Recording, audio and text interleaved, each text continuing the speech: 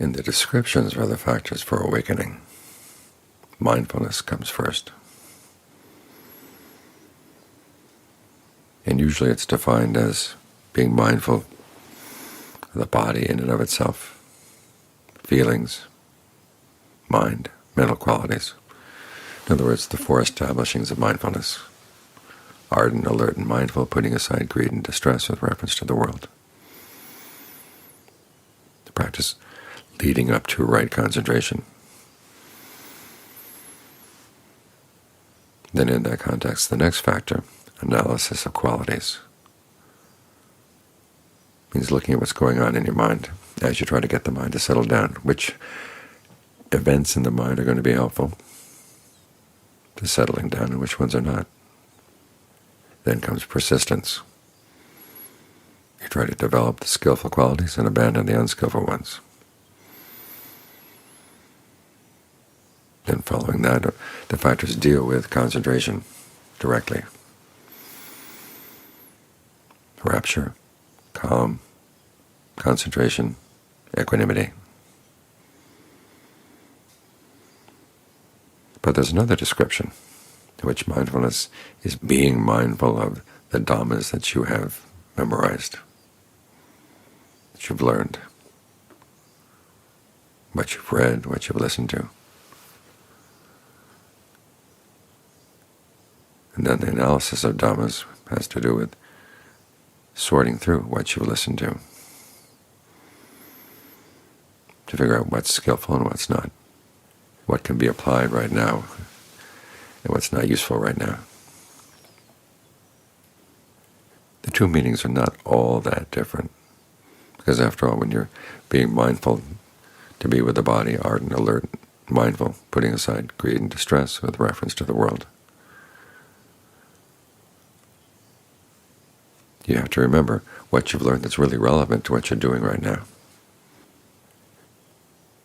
In this sense, mindfulness is being able to memorize a lot of the Dhamma. You remember that back in the beginning, they didn't write the Dhamma down. People learned the Dhamma by listening to it and memorizing it. And there was a very systematic way of memorizing long passages of Dhamma. We've lost that ability now. Our memories get shorter and shorter because we get more and more dependent on other things to keep things in mind for us, which is sad, because those things are not going to be with us all the time. We have to learn how to internalize things, internalize our ability to call on the Dhamma when we need it.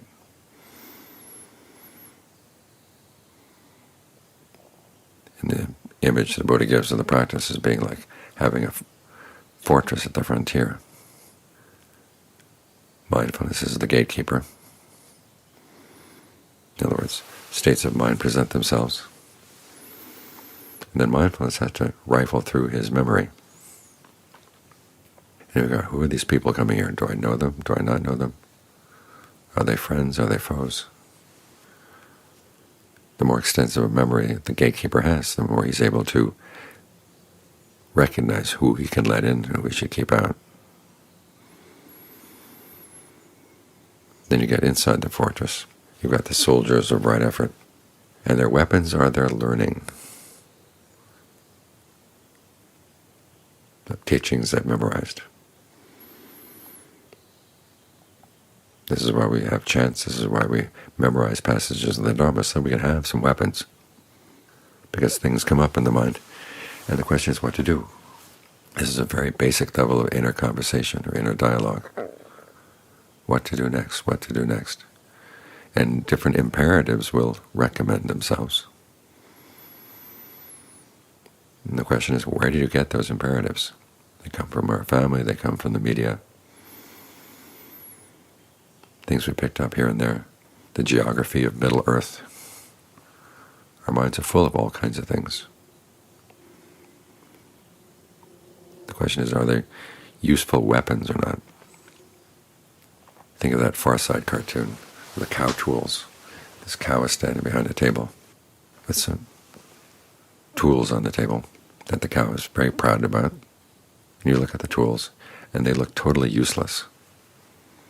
Well, you can't imagine how even a cow would be able to use anything like that. And there's no idea of what they would be actually useful for. And so much of our inner storehouse here, it has lots and lots of trash. And sometimes the weapons are, if they are weapons inside, they're weapons that we turn on ourselves. The lessons we've learned from modern psychotherapy, the lessons we've learned from the media. Who knows where we get all these things? So it's good to memorize the Dhamma, so you have some actual weapons that you can use against your defilements as they try to get into the gate or try to climb over the walls. You want to be able to recognize these things before they invade the mind, because often when they invade the mind, then they remain. So take some time to memorize some Dhamma. Learn the chants, so you're not having to look at the book all the time. Because when they're memorized, at least they'll be sloshing around in the mind someplace. When your mindfulness is good, they're lined up right there, right at hand. Now, there's a possibility as you get older, your mindfulness begins to get a little bit blurry, but still you have some good things in there. They'll come popping up. So take some time. Do your chanting not only while we're here as a group, but when you're off alone, go through your chants. Equip the mind with good weapons. So when greed comes, you can shoot it down. When anger comes, you can shoot it down. You recognize these things as enemies. That's part of the training. And then you remember what to do with them. These are things to be abandoned. And that knowledge will help you. When there's another part of the mind that says, oh, greed, let it in. Lust, let it in. Anger, jealousy, let these things in. They've been in the mind for so long. Think of a John Chaw's image of the house that has one chair.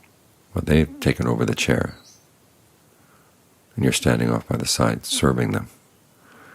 What you want is to get them out of the chair. You sit in the chair. Don't let anybody else sit in the chair. And have your weapons by you. So if anyone tries to take the chair from you, you can recognize them as either skillful or not. And if they're unskillful, you can shoot them down.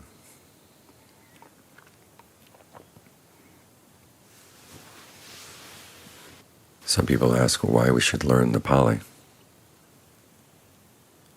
We learn the Pali and you look at the English. But the Pali has a nice rhythm. It gets into your body, it gets into your blood, it gets into your breath. And as you've learned to associate that with the Dhamma, that sometimes even if you can't remember the meaning of the words, the rhythms that you build in to your body through memorization will at the very least call the Dhamma to mind.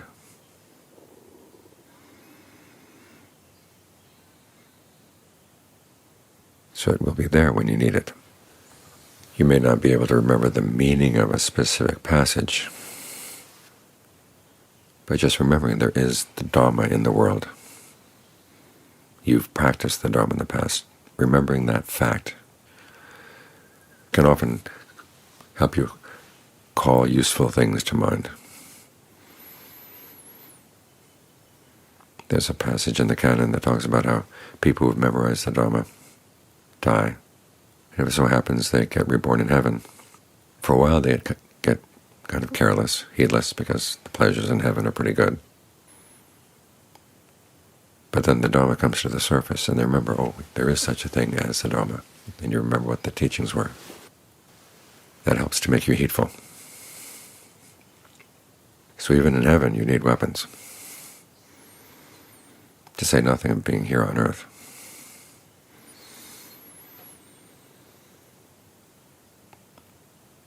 So make sure you stock yourself with good weapons, and not just cow tools, or weapons that turn on the owner. You want weapons that can shoot down the defilements.